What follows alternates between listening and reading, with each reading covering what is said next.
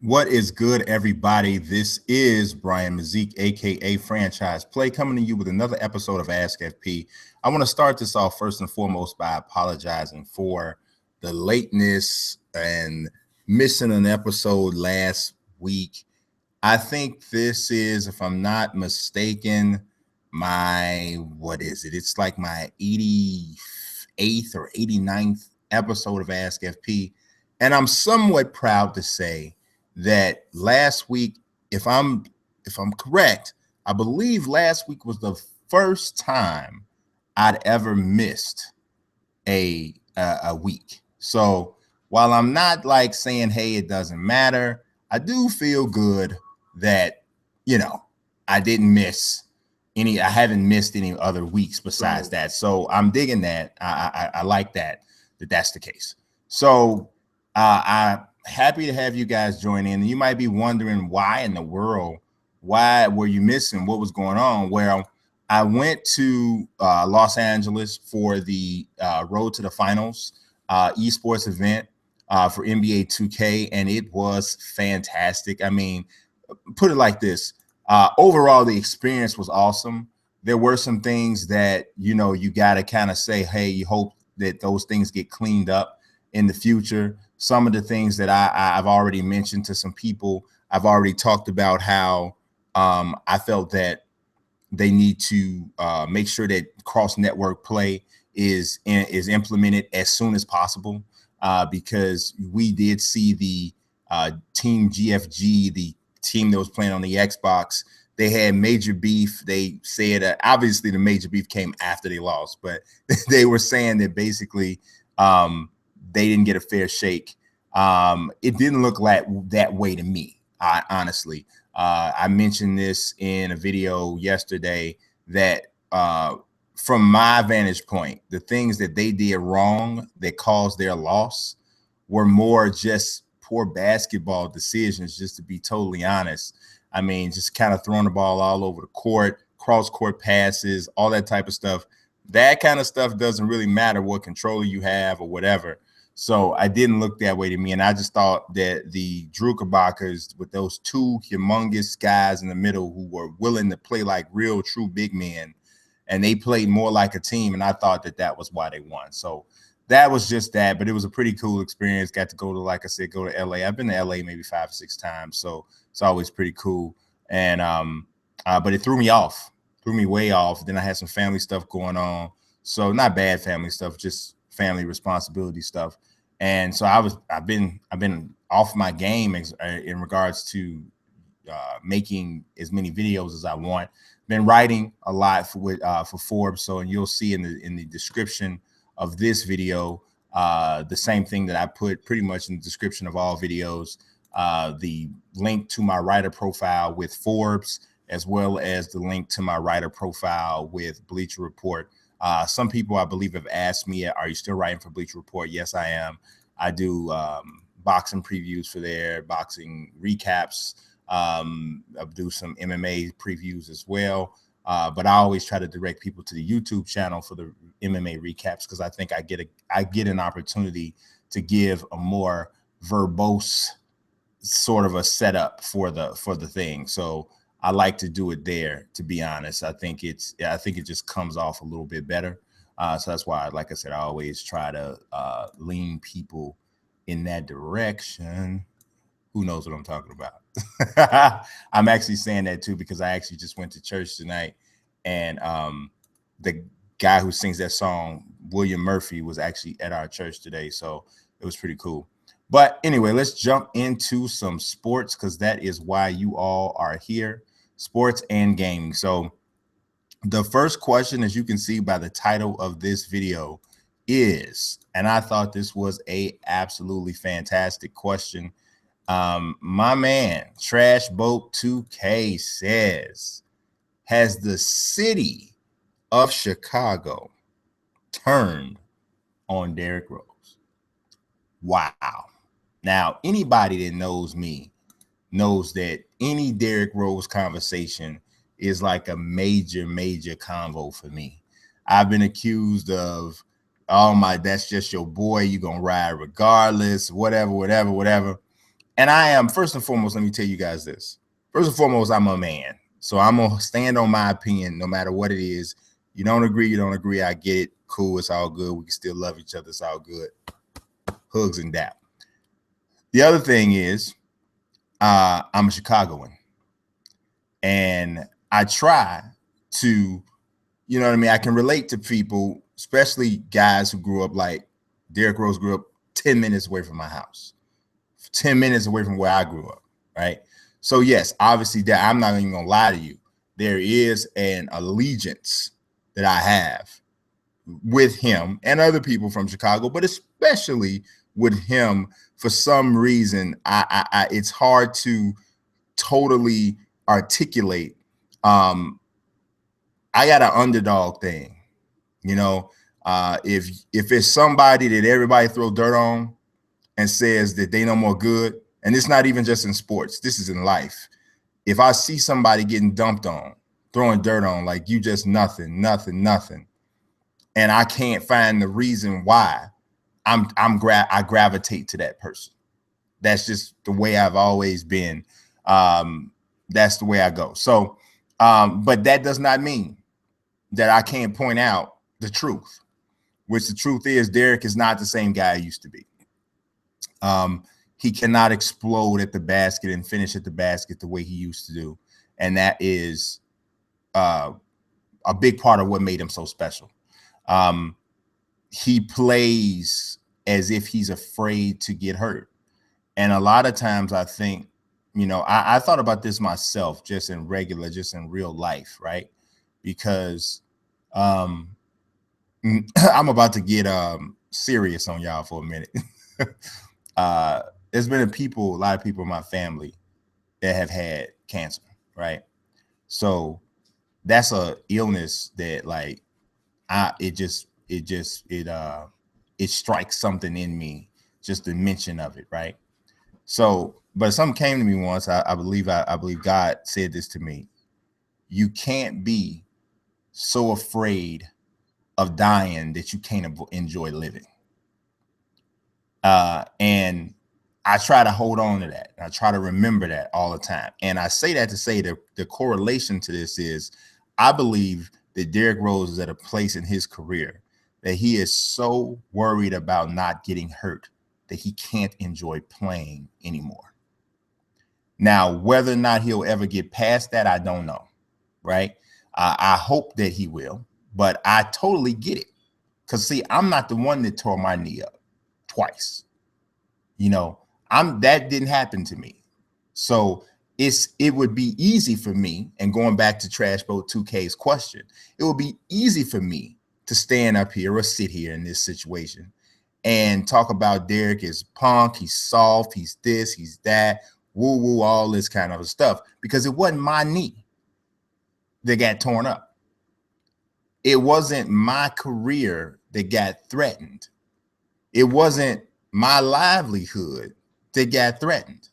So a lot of people across the country and in Chicago have turned on Derrick Rose. They have.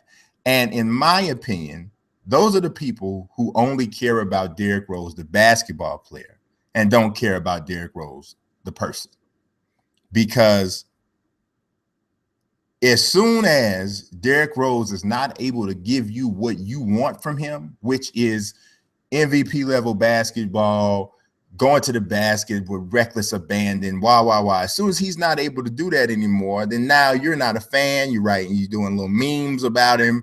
You got little gifts and all blah, blah, blah about him. And that's totally within your it's totally within your rights to do. You're a fan. You have the right to do those things if you want, right? But for me, and I can only speak for me in this situation, I can't turn on Rose that way, because the allegiance for him as a human being runs way too deep for me to turn on him that way. Now, can I tell you definitively Rose is not the same player he used to be? Absolutely. If I sit here and try to tell you that he's the same guy, I'm lying to you. Again, that's not true.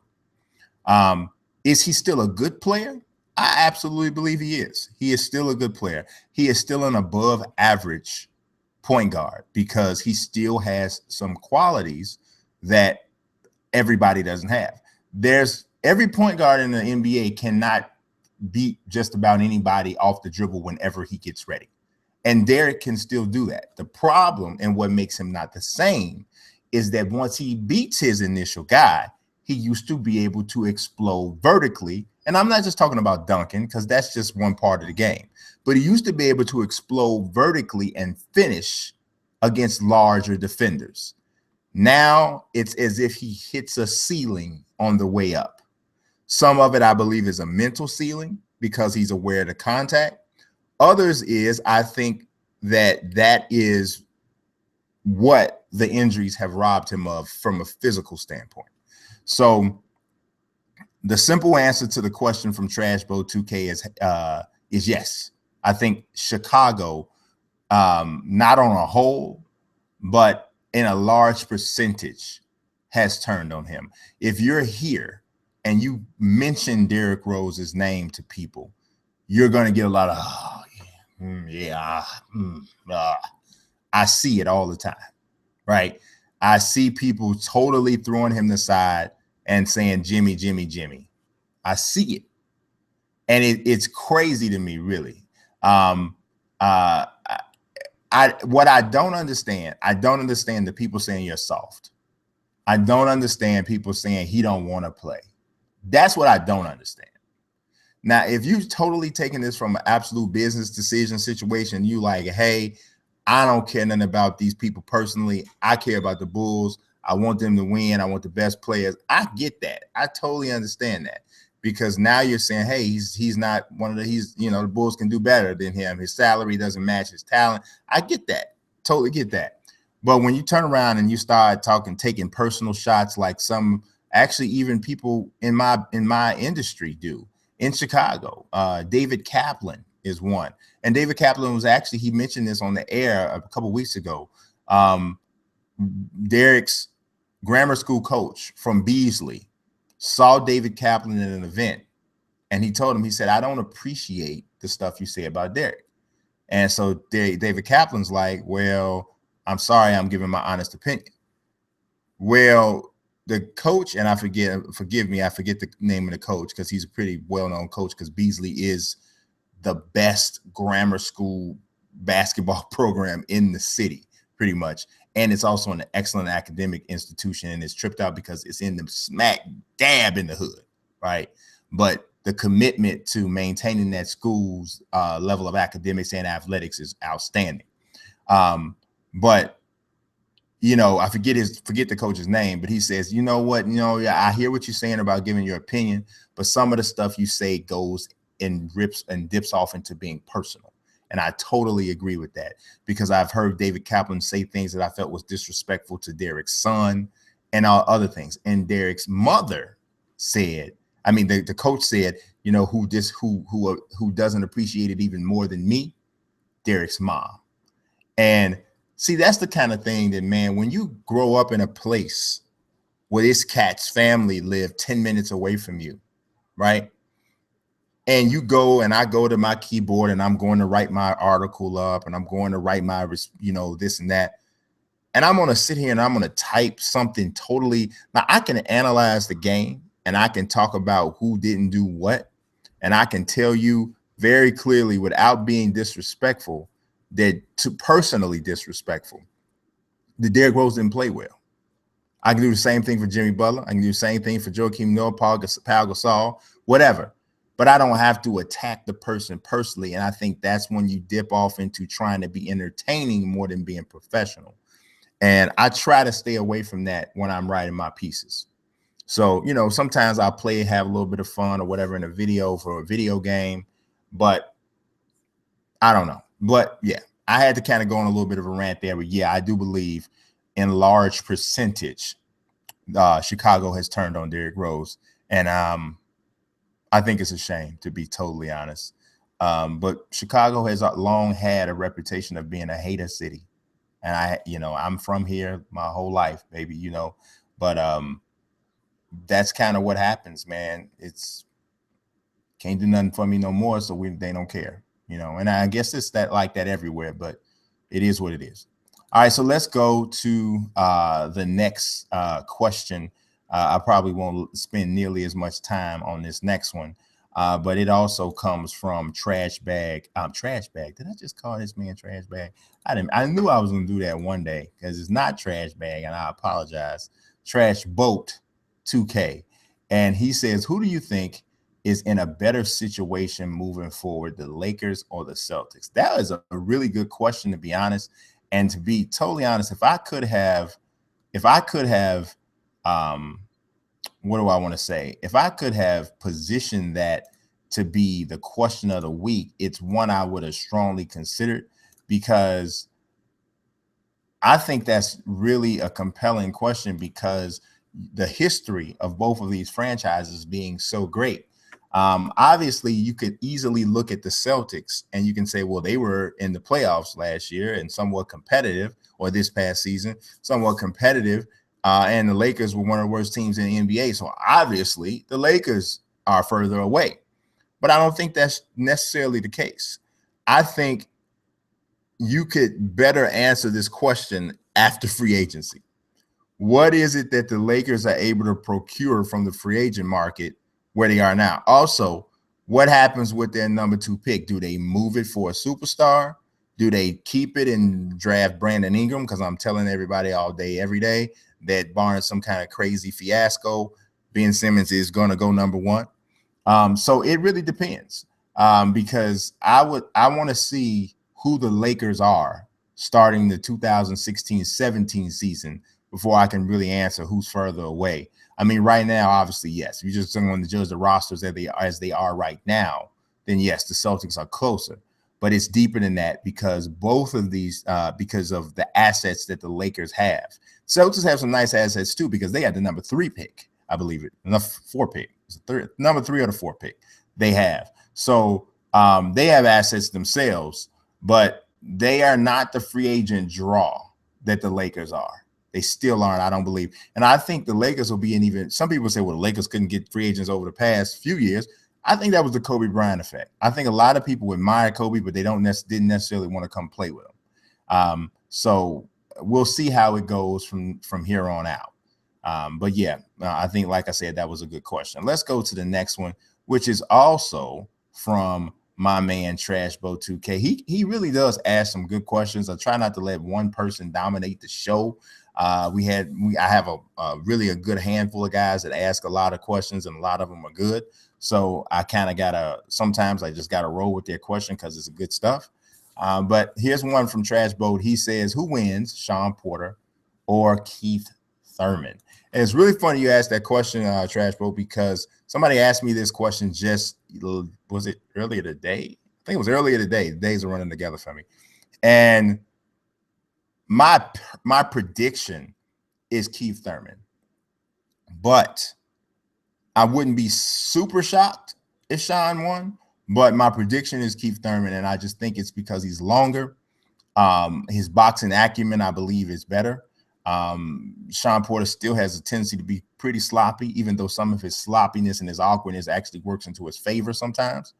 But I think that Thurman, the jab, the 1-2 combinations, his ability to think inside the ring, I think that ultimately leads him to a victory. I don't think he stops Porter, because Porter's a tough dude.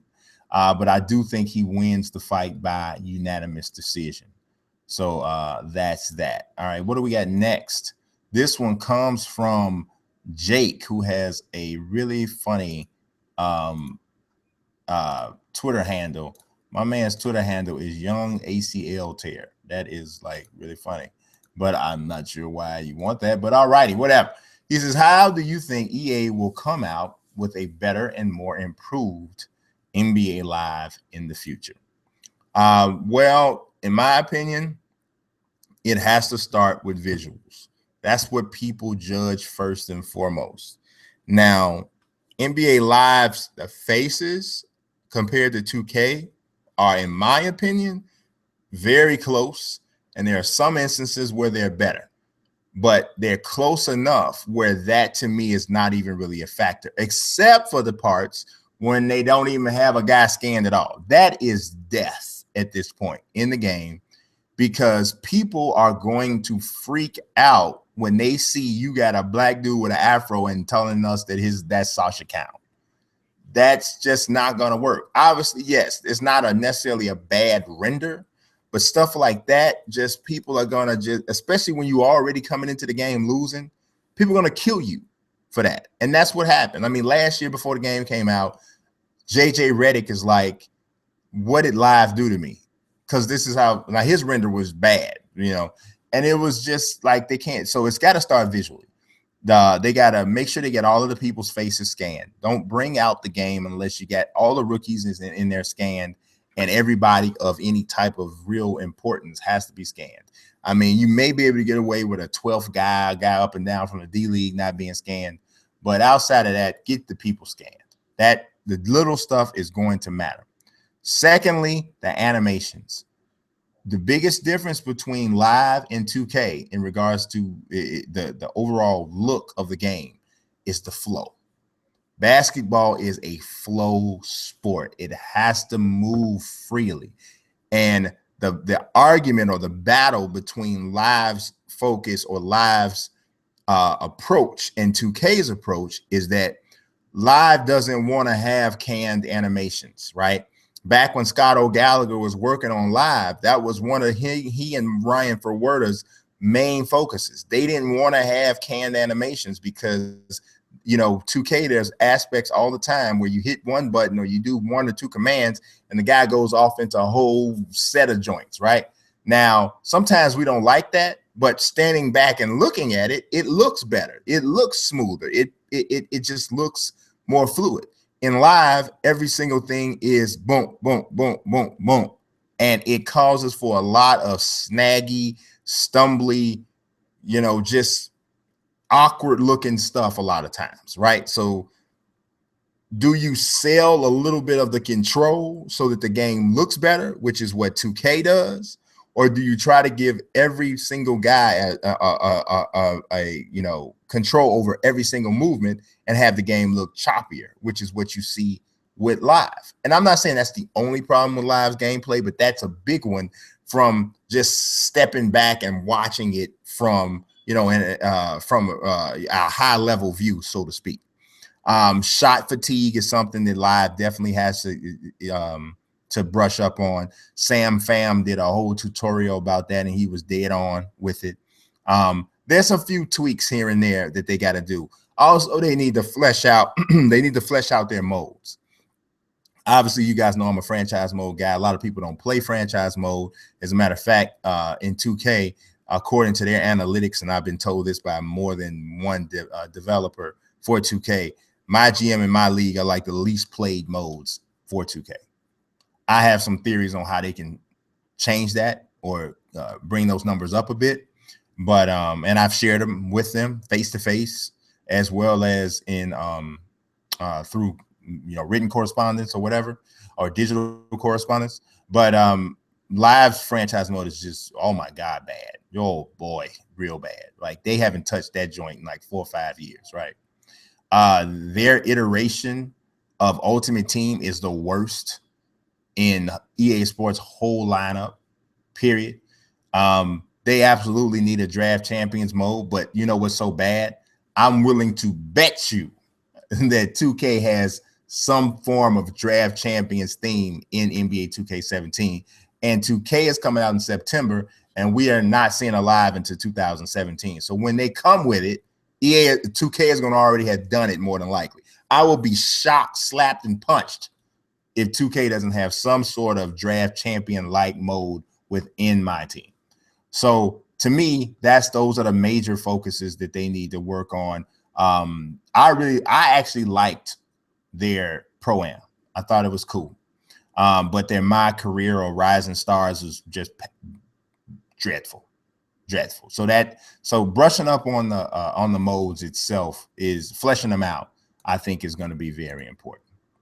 All right, let's move on to the next question, and it is another one from my man Trash Boat 2K, and he says, what does boxing need to do to captivate the American public again?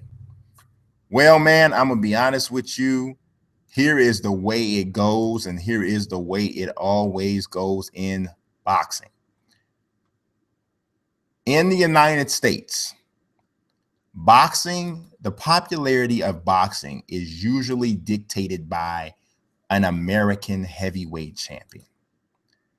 You can call it wrong, you can call it whatever, but the popularity of boxing suffers when the heavyweight champion, or the quote unquote baddest dude on the planet, is not American. That's not fair.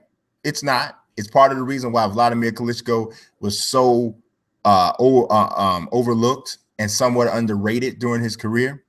I mean, the dude had a ridiculous, what was it, 7-8 year reign as heavyweight champion, just like totally untouched, unmatched. But his fighting style wasn't appealing, and he's robotic, and he has a strong accent, and that's a barrier for a lot of American fight fans. Floyd was Floyd, and Floyd was one of the greatest fighters of all time.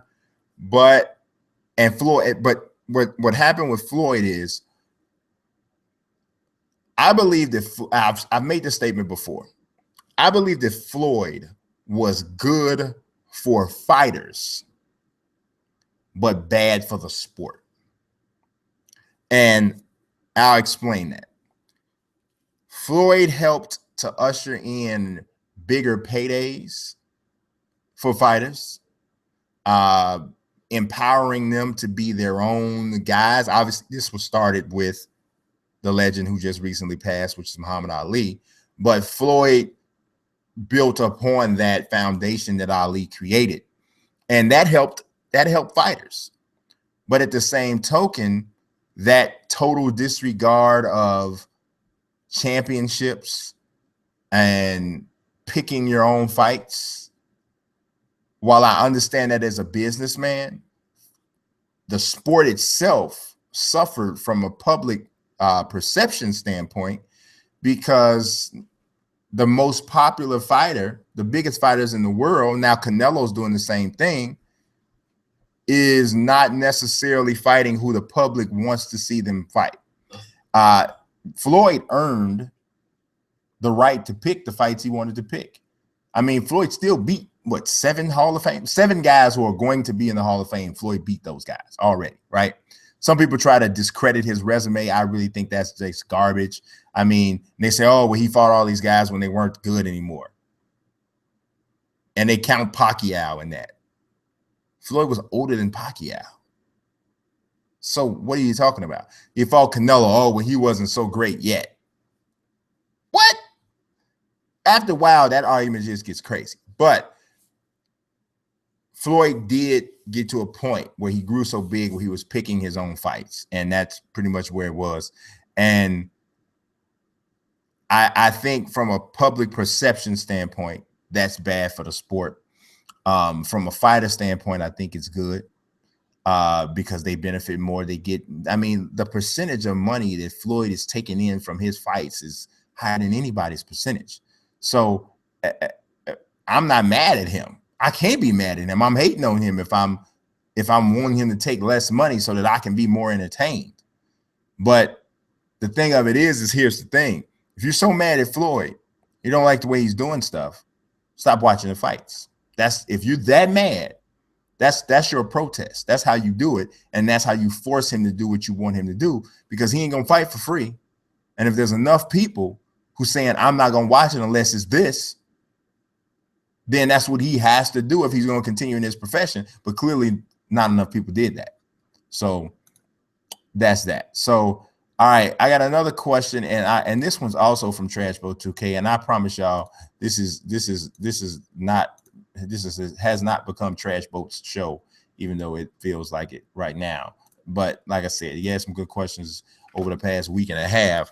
And this one says, is Kawhi Leonard a superstar, or is he a level below the likes of LeBron, Curry, KD, and Westbrook? I think that Kawhi Leonard is a star. I don't think he's a superstar. Because if you're telling me LeBron, Curry, KD, and Westbrook are superstars, and you're saying is Kawhi on that same level? He's not to me. I don't think that Kawhi is a guy who can carry a team with his offense. Like, go all for it. And I understand how the Spurs play. I get it. I understand. Trust me, I understand. And I understand that his controlled offense is part of their scheme. But I am still not convinced. Now, I will totally admit that Kawhi is a monster, and he's even better than I originally gave him credit for. I will wholeheartedly admit that without fail, without hesitation, right? But I still cannot sit here and tell you that I would put him on the same level as guys like LeBron James, Kevin Durant, Steph Curry, and Russell Westbrook. I can't do that, because in my opinion, he's not that guy. I think he's great, and I think he is probably third best small forward in the NBA behind LeBron and Kawhi. But I do think there's a separation there. And that's not to say he can't compete with those guys, because he's such a great defender that he's the guy who's going to be guarding both of those guys, But yeah, I just no, not to me. Not to me. All right. Next up, this one comes from Tristan. And Tristan says, would the Cavs be better off with Andrew Wiggins instead of Kevin Love? When the trade was being talked about, the Kevin Love for Andrew Wiggins trade that took place before last year, when that trade was being discussed, I said the Cavs are making a mistake. It's in print, so I can, if anybody doubts it, I can give you the link to the Bleacher Report article that I wrote it in. I thought they were making a mistake. I thought that building on Tristan Thompson, Kyrie Irving, LeBron James, Andrew Wiggins, I felt that was the smarter approach. I even thought that they should keep Anthony Bennett and allow him to play alongside LeBron and perhaps have his level raised from playing with a great player. That was what I thought should happen. I thought they would ultimately develop into a better team. I thought Andrew Wiggins would be the perfect Scotty to LeBron's Mike. Not saying that he's Mike, so don't nobody fall out. But comparatively, I thought that would be a better dynamic duo. And I ultimately thought that as LeBron got older, Wiggins' level would continue to rise, and ultimately at some point he'd be the best player on that team because LeBron would get older and fall down. Okay, not saying that he's better than LeBron at LeBron's peak. No, none of that. Just saying that's the way you set this up. And I think that Cleveland fell in too much love with trying to win right now, and they didn't do what was best for their franchise moving forward. You could have got a guy on your team who could have been your next superstar playing with your current two superstars. And I think that right now they'd be a better team and better equipped to challenge Golden State than they are right now. But it is. All right, so next question comes from Weston Flores. He is a regular for sure. And Weston Flores says or asks, do you think the Cubs will re-sign Jake Arrieta or will he leave in free agency? There is no way on God's green earth the Cubs are going to let Jake Arrieta walk. There is just no way. He is the second best pitcher in the game right now. Only guy I think is Clayton Kershaw, who's, on that level. Some people might give Arrieta the edge. He did win the Cy Young over Kershaw last year. Some people might still say Kershaw. Either way, you got a guy like that still in his mid to late 20s. There's no way in the world Cubs can let him go. In my opinion, he is the one guy on this roster that if the Cubs lost him for, injury or whatever, it wrecks their season, wrecks the season. So there's no way in the world they can let him go. All right, next question also comes from my man Weston Flores. And Weston Flores says, which one of these guys from the Warriors' big three is the most important to the team's success? Draymond Green, Steph Curry, or I said Steph Curry. Did I say Steph or Seth? I meant Steph. Steph Curry or Klay Thompson. I think this is really easy. Klay and Draymond are nice, really good complementary players. They are really good. They're great complementary players. But it's about Steph. And have they won without Steph? Yes. Yes. Well, are they still a good team without Steph? Yes. Yes. But they are not special without Steph. I'll put it to you like this. I believe there's a couple other shooting guards that Golden State could have. And I'm not trying to take anything away from Klay, because Klay is freaking amazing as a jump shot shooter. He is a crazy good shooter. He's a good defender. He has a good post game, and he is the perfect complement to play with Steph. But I think there's a couple, maybe one or two other wing guys in the league who, even though they may not mesh quite as well with Steph as Klay does, I think they could do a similar job, and they could be the Golden State would be about just almost as good as they are. Draymond's is tougher for sure to find another guy that can do all that can handle like a guard, defend power forwards, centers, and small forwards, and create. So he's definitely, in my opinion, second on that list in terms of who's the most valuable. But I think you find another guy that can do what Draymond does before you can find another guy that does what Steph does. I think Steph is the guy who is truly special in that trio. He is the greatest shooter in the history of the game. He is. And that's regardless of what era he plays in, hand check or not. And I do think that his numbers would be different if he played in a different era where people were allowed to hand check. I do believe that. I absolutely believe that. And I think anybody who tries to say that that's not the case doesn't know a lot about basketball, or didn't get an opportunity to watch the games during different eras. But all of that still said, he's still the greatest shooter to ever live. He is. There's never been a guy that shoots off the dribble, set, catch and shoot, any way you want to have the ball shot. This guy is crazy. So now Ray Allen was a great spot up shooter, great catch and shooter, but Ray Allen's off the dribble shot wasn't like Steph's. Larry Bird's off the dribble shot wasn't like Steph. Reggie Miller couldn't even get the shot off the dribble.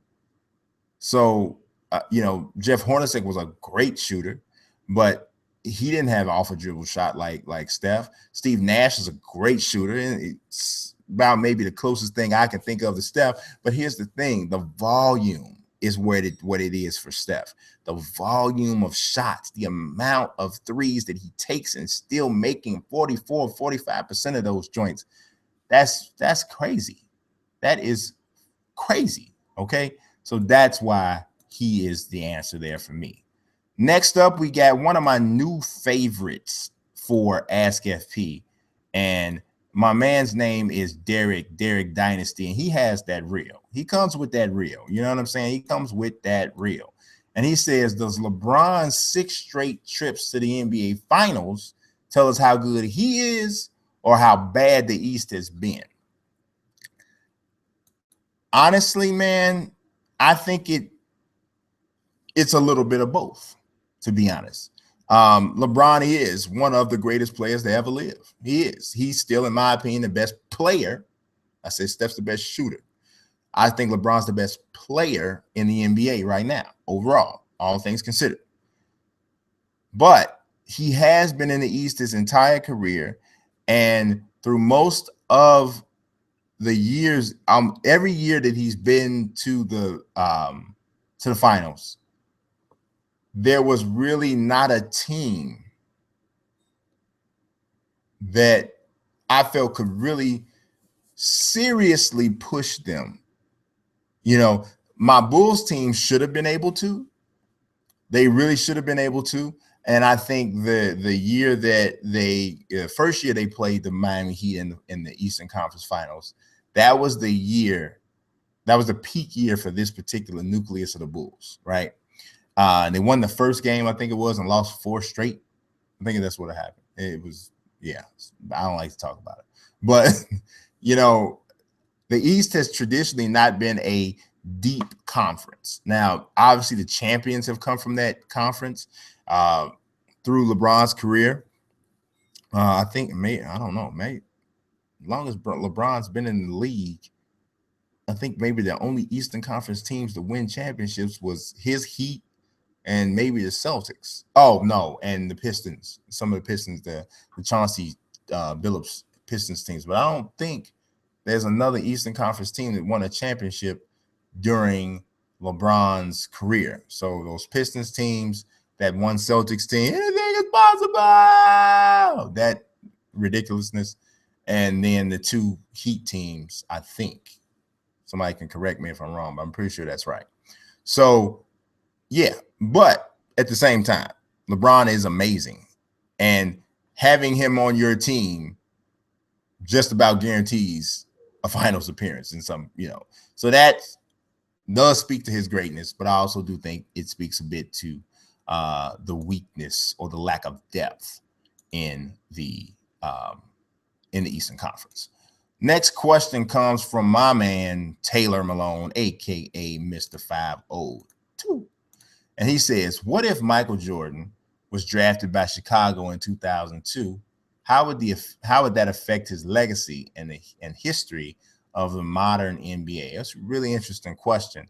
So if Mike was drafted in 2002, that'd have been a year before LeBron, Dwayne Wade, Melo, and all that. So Mike would have been on the scene as this phenomenal, great player. And yeah, LeBron would have came in, LeBron would have been LeBron, but we'd have been talking about a head-to-head matchup with LeBron and Mike from like the beginning of their careers and going bang, bang, bang from the beginning. So this era would have been defined probably by the Mike versus LeBron, Mike versus Wade, Mike versus Carmelo deal, and that would have been crazy. Mike Kobe would have been a more, because Kobe was still smack dab in the prime at that point as an individual player, so it would have been, think about having Mike, LeBron, Wade, Melo, Duncan, Kobe, all in the NBA in their prime. That would have been just crazy. So, but I think the Bulls get championships as long as they can find another guy to go with Mike. Bulls still get Mike still wins a whole lot of championships, a whole lot of them. All right, next question I got also comes from my man Taylor Malone, and he says on this one, sports gamers have editions of games that will always be our favorite versions. What's your favorite Madden and 2K ever? I like this question too. My favorite Madden is Madden 10. Madden 10, I just actually went back and played this not long ago. It might be one coming up on Throwback Thursday. I think it is. Graphically, I thought it was cool. Gameplay wise, I thought it was solid, but I really loved all of the options, and you could do all kinds of stuff, and they still haven't brought that stuff back that you could do in Madden 10 with the creating teams and the relocation. You could do whatever you want to do with the teams. You could have a league with 32 created teams, new uniforms, everything, the whole nine, man. It was crazy good. They had all kinds of stuff in that game. I really did like it. I liked it a lot. I thought that's still my favorite Madden. I really did like Madden 16 a lot. Draft Champions almost made this one my favorite Madden, but I still really do. I think part of it is a little bit of nostalgia too, the stuff I used to do with Madden 10. But that was my favorite. I mean, as far as 2K, 2K16 is my favorite 2K. I know a lot of people say 2K11 or whatever. I think that's the one people like.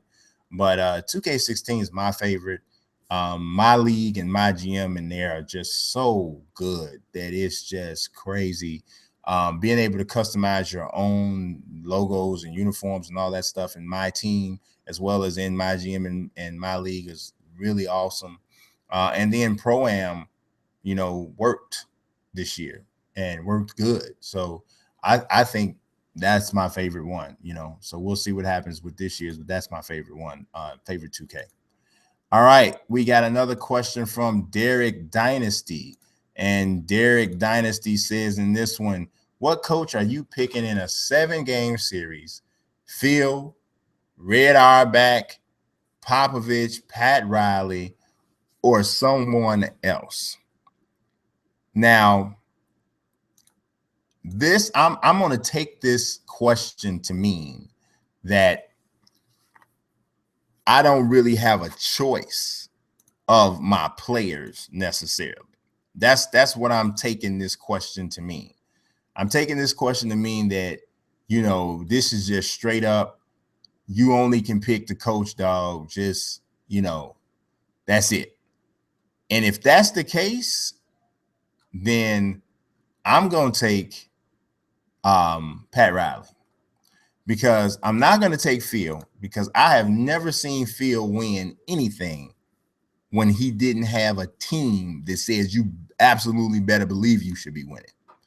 Every time Phil won, his roster included the best and arguably second best players in the NBA.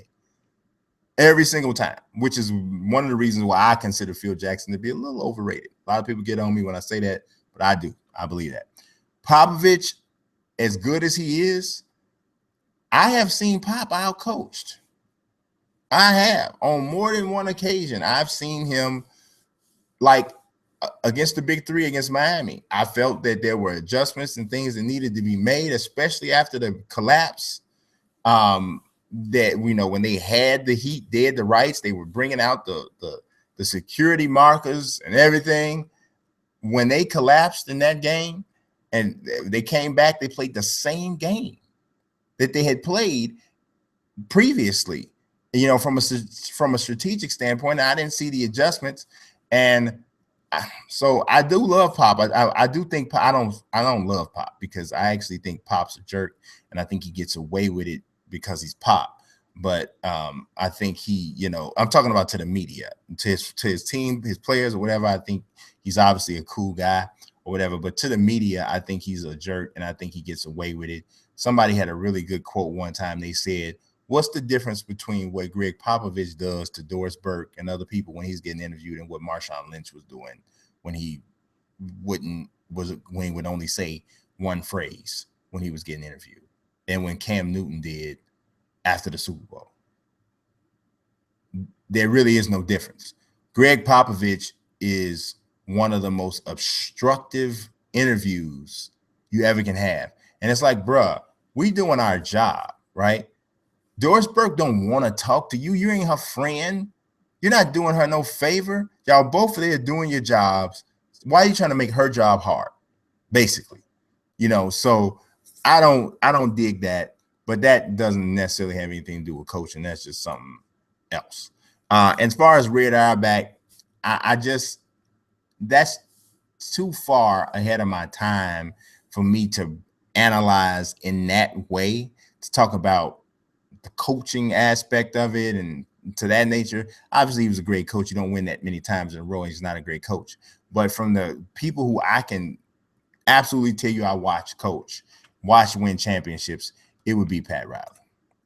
All right, the next question I got comes from Weston Flores, and Weston says, who is your favorite Cubs player of all time? And who do you think is the best Cubs player of all time?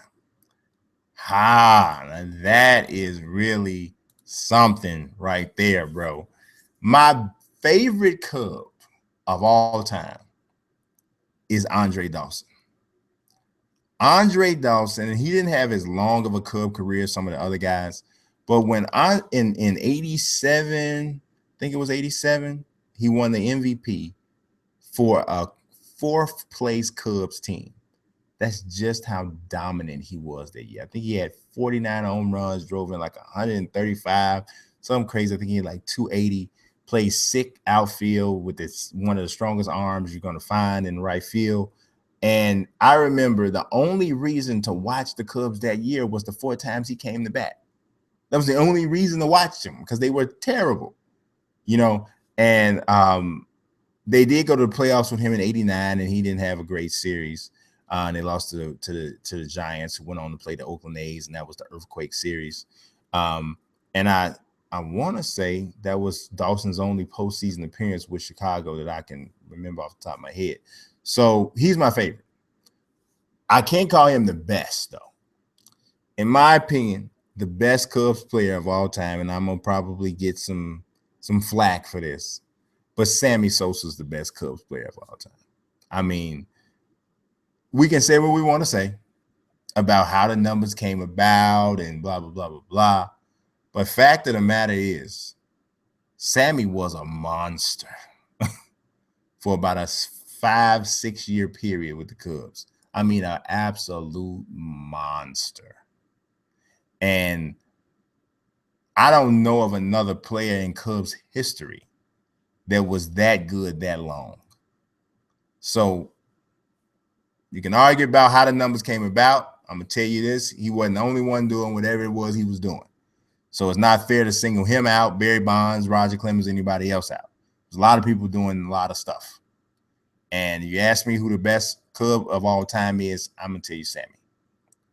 All right, next question is from Alex Acosta. And Alex says, how should Muhammad Ali be best remembered? For me personally, Muhammad Ali should be best remembered as a great fighter, a guy who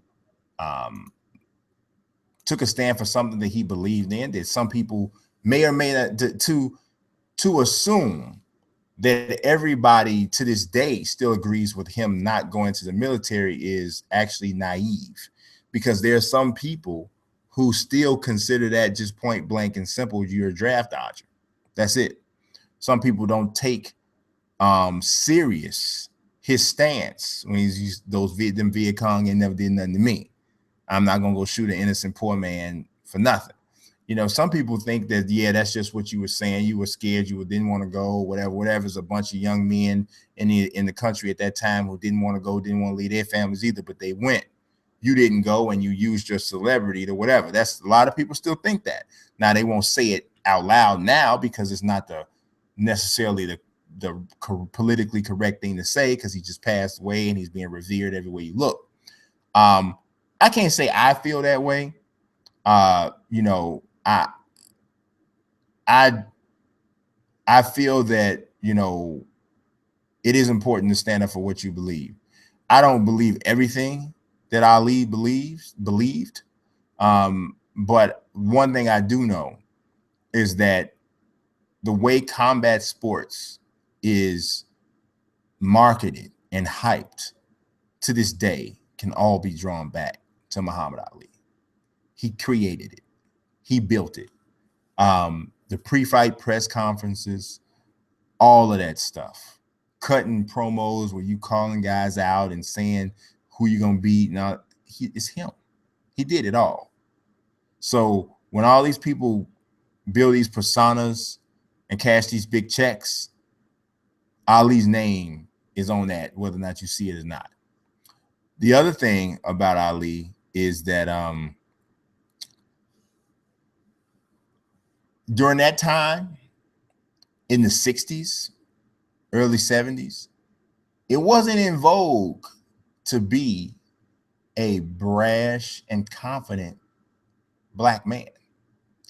That took courage that you could, if you don't understand the context of history, the courage that it took for him to be who he was is really hard to quantify, because we're talking about the midst of the civil rights movement, where Black folk are being sprayed with water hoses, having attack dogs sicked on them, having to do sit-ins just to keep from being misused, and not having to go around the back and use colored only water fountains, and all types of atrocities that most people today couldn't even fathom. In the midst of that type of time and environment, here's this young Black man showing himself as the picture of confidence. And you can call it arrogance, and really by straight, clear definition is what it was, even though it was some marketing in there too. But at some point he had to be afraid they're gonna kill me, because that's the type of stuff that was going on at that time, and I'm sure he got threats of that sort. You better shut your mouth, that kind of stuff. It means from the South, so that, I think, was important for the confidence and the self-perception of African Americans at that time, especially African American males, because there had never really been a guy who had represented himself in that way. And that was definitely a time when Black men, Black people needed a self-esteem pick-me-up. And though it was provided in a different way than Dr. Martin Luther King and others of the civil rights movement may have provided, I still think that it had its place in helping to build the African American psyche at the time. So that's the way I see it. The next question comes from my man Ty Bud, and Ty Bud says, today, if the NBA logo was changed to the Jordan logo, Jumpman or another, what would general America's reaction be? I think that some people in America would be like, yeah, that's cool, that's dope, because it's more up to date and whatever. And Michael Jordan did carry this league. But I think that many people, especially many white Americans, would have a problem with it, because it'd be like, why are you dumping Jerry? What's going on with that? And I'm gonna be totally honest with you. I kind of might feel a little bit of the same way, being just totally honest. Like, to me, here's the reason why you probably shouldn't ever pick a player to be your logo, right? Because first of all, it traps you. What if Jerry West committed some kind of atrocities or something? Now, he hasn't, that we know of, obviously. Now you got to change the logo, because you don't want whatever Jerry West represents to be your logo, right? So, and then here's the other thing. What if the league itself outlives or gets to a place where, Jerry West is so far off and so disconnected from your demographic right now that the logo doesn't resonate with people anymore? So that's my only issue about having a player there at all. But my thought of it would be, if you move him out and you make Mike the symbol, well, what did Jerry do to get replaced? That would be my question. Like, how do you honor one guy without dishonoring the other? So if there was going to be anything at all, maybe you include Mike in the logo with Jerry, and you got a dual thing there. Like, I could see that. That would make some sense. But moving Jerry out, just to me, is unnecessary disrespect. And I think that a lot of people would view it as such, and I would totally understand if they did. The next question, actually, and this one is also from Ty Bud, and it's actually the last question of this episode, and it is a point blank and simple one. He says Mike Tyson versus Muhammad Ali. So essentially, he's asking me who wins this fight, right? And this is not the first time I've contemplated this fight, or, obviously it's one of the most famous what if type of fights there is, right? And I'm going to stick with the same thing I've always said for years. Ali beats Mike Tyson. And honestly, I think he beats him pretty easy. And I'm a huge Mike Tyson fan. But Muhammad Ali, Sugar Ray Leonard, Floyd Mayweather, and Azuma Nelson possessed a quality that I think, you guys may have heard me mention this before on other boxing questions. They possessed a quality that I don't think that most people don't have. And that quality is the ability to adjust mid-fight. Most guys, including Mike Tyson, and Mike Tyson to even a more nth degree, have a game plan. They come into the fight with that game plan. If that game plan works, great, we're going to win. If that game plan doesn't work, I'm in trouble and I'm going to lose tonight. And the picture of the guy who gives Mike Tyson problems is this. One, he cannot be afraid, because Mike beat a lot of guys before the fight even started. Ali's not going to be afraid. He wasn't afraid of George Foreman. He's not going to be afraid of Mike Tyson. Essentially, it's the same guy. Not stylistically, but from a persona standpoint, it's like the same guy.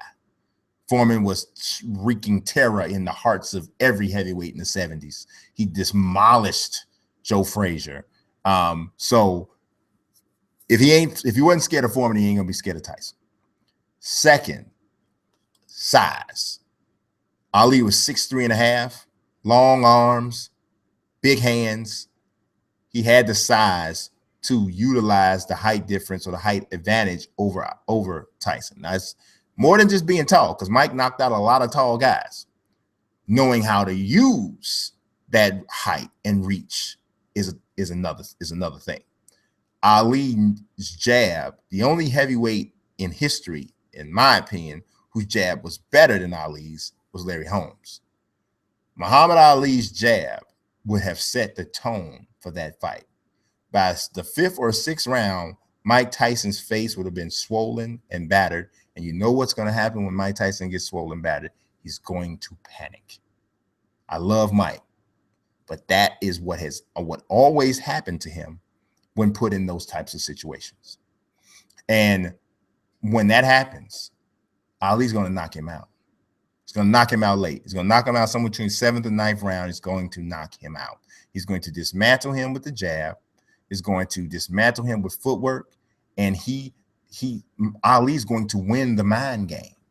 He's going to win the mind game. And he's going to pick him apart with jabs, straight right hands. And when Mike's tired, discouraged, and swollen and cut, he's going to get knocked out. That's how I see the fight going.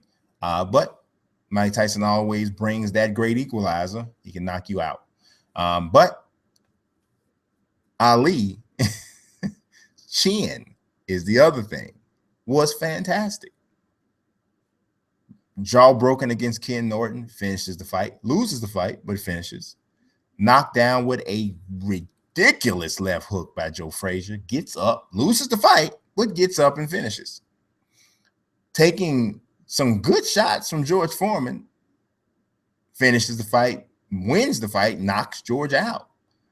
Fought Ernie Shavers, which many people will tell you is the hardest heavyweight puncher in the history of the game. Wins the fight. So I think Ali wins. That's all I got for you guys. I hope this was a good episode of Ask FP. You had to wait 2 weeks for it. We'll be back on schedule the right way next week. As always, I appreciate you guys watching. God bless. Peace.